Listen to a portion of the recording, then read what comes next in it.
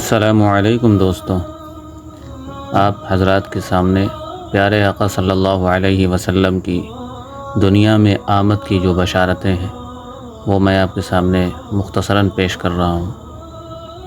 نبی پاک صلی اللہ علیہ وسلم سے پہلے جتنے انبیاء کرام گزرے ہر ایک نے اپنی قوم کو آخری نبی حضرت محمد صلی اللہ علیہ وسلم کی آمد کی خبر دی ہے، اور آپ صلی اللہ علیہ وسلم کی مختلف نشانیاں بتا کر آپ صلی اللہ علیہ وسلم پر ایمان لانے کا عہد لیا ہے۔ چنانچہ ہزار تبدیلیوں کے باوجود آج تک تورات و انجیل میں وہ علامات اور نشانیاں موجود ہیں جو آپ صلی اللہ علیہ وسلم کی ذات گرامی میں موجود تھیں۔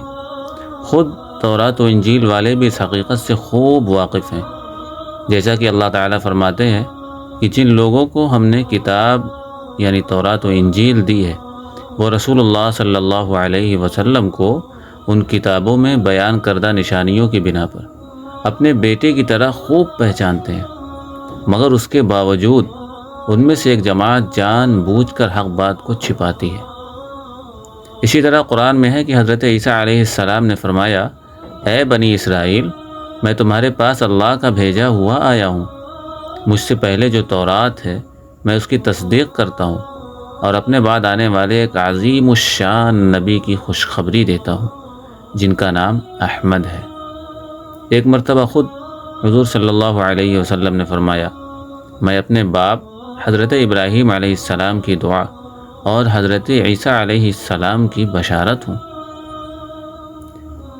رسول اللہ صلی اللہ علیہ وسلم عربی النسل اور عرب کے باعزت قبیلہ قریش کے خاندان بنی ہاشم میں پیدا ہوئے۔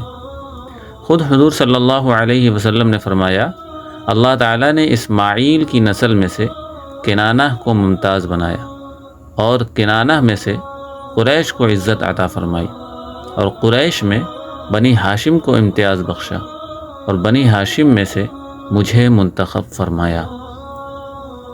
آپ صلی اللہ علیہ وسلم کی والدہ بی بی آمنہ خاندان بنو زہرہ کی معزز خاتون تھیں۔ پیدائش کے بعد آپ صلی اللہ علیہ وسلم کو صوبیہ نے دودھ پلایا، کہیں آتا ہے سویبہ نے۔ عرب کے شرفاء کا دستور تھا کہ بچوں کو پرورش کے لیے دیہات کی عورتوں کے حوالے کرتے تھے تاکہ وہاں کی صاف و شفاف ہوا کی وجہ سے بچے صحت مند اور تندرست رہیں۔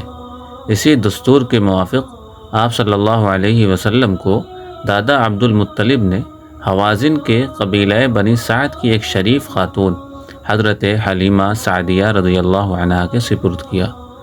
انہوں نے 4 یا 5 سال تک آپ صلی اللہ علیہ وسلم کی پرورش فرمائی۔ سال میں 2 مرتبہ آپ صلی اللہ علیہ وسلم کو مکہ لا کر والدہ آمنہ اور دادا عبد المطلب کو دکھا جاتی تھی۔ جب حضرت حلیمہ سعدیہ رضی اللہ عنہا پیارے آقا صلی اللہ علیہ وسلم کو اپنے گھر نہیں لائی تھیں، اس وقت ان کے گھر میں بہت پریشانیاں تھیں، لیکن جب حلیمہ سعدیہ رضی اللہ عنہا پیارے آقا صلی اللہ علیہ وسلم کو اپنے گھر لائیں تو بہت سی خوشحالیاں ان کے گھر میں آ گئیں۔ اس وقت عرب میں سخت قحط پڑا ہوا تھا۔ قبیلہ بنو سعد کی عورتیں بچوں کی پرورش کے لیے مکہ مکرمہ آئی ہوئی تھیں۔ انہی میں سے حلیمہ سعدیہ بھی اپنے شوہر حارث بن عبد العزیٰ کے ساتھ دبلی پتلی سواری پر آئی تھیں۔ تقریباً ساری عورتیں مکہ کے مالدار گھرانوں کے بچے لے چکی تھیں، صرف حضرت حلیمہ ہی کو بچہ نہیں ملا تھا۔ ان کو معلوم ہوا کہ عبد المطلب کا پوتا محمد بن عبداللہ ابھی موجود ہے مگر یتیم ہے، اور ساری عورتوں نے ان کے یتیموں کو دیکھ کر چھوڑ دیا تھا کہ اب ان کے والد ہی زندہ نہیں تو بھرپور اجرت ملنے کی امید بھی نہیں۔ حضرت حلیمہ حیران تھی، خالی ہاتھ واپس ہونے کی ہمت نہیں تھی، اور ادھر ان کی یتیمی کا خیال تھا۔ بالآخر انہوں نے شوہر سے مشورہ کرنے کے بعد آپ صلی اللہ علیہ وسلم کو پرورش کے لیے قبول کر لیا۔ اسی وقت سے ان کی آنکھیں پیارے آقا صلی اللہ علیہ وسلم کی وجہ سے بے پناہ برکتوں کا مشاہدہ کرنے لگیں۔ وہ کمزور سواری جو آتے وقت بار بار قافلے سے پیچھے رہ جاتی تھی، اب سب سے آگے اتنی تیز رفتاری سے چل رہی تھی کہ قافلے والوں کو کہنا پڑتا کہ حلیمہ ذرا آہستہ چلو، اور گھر پہنچ کر بھی برکتوں کا مشاہدہ ہونے لگا کہ بکری کا تھن فاقے کی وجہ سے خشک ہو گیا تھا، وہ دودھ سے بھر گیا۔ چنانچہ انہوں نے اور ان کے شوہر نے پیٹ بھر کر پیا۔ اس کے بعد حضرت حلیمہ روزانہ آپ صلی اللہ علیہ وسلم کی وجہ سے برکتوں کو دیکھتی رہتی تھی۔ سخت قحط سالی کے اس دور میں بھی ان کے گھر میں اتنی خوشحالی تھی کہ قبیلے والے حیران تھے، اور ہر شخص اپنے چرواہے کو یہ تاکید کرتا کہ اسی جنگل میں اپنے جانوروں کو بھی چرواؤ جہاں حلیمہ کی بکریاں چرتی ہیں۔ معزز سامعین، پیارے آقا صلی اللہ علیہ وسلم کی زندگی کو بیان کرنا، سننا، اس پر عمل کرنا سب بہت ہی بڑے خیر اور برکت کی بات ہے، بہت ہی ثواب کی بات ہے۔ آپ نے سنا، اس کو آگے بھی شیئر کیجئے تاکہ دوسرے بھی سنیں۔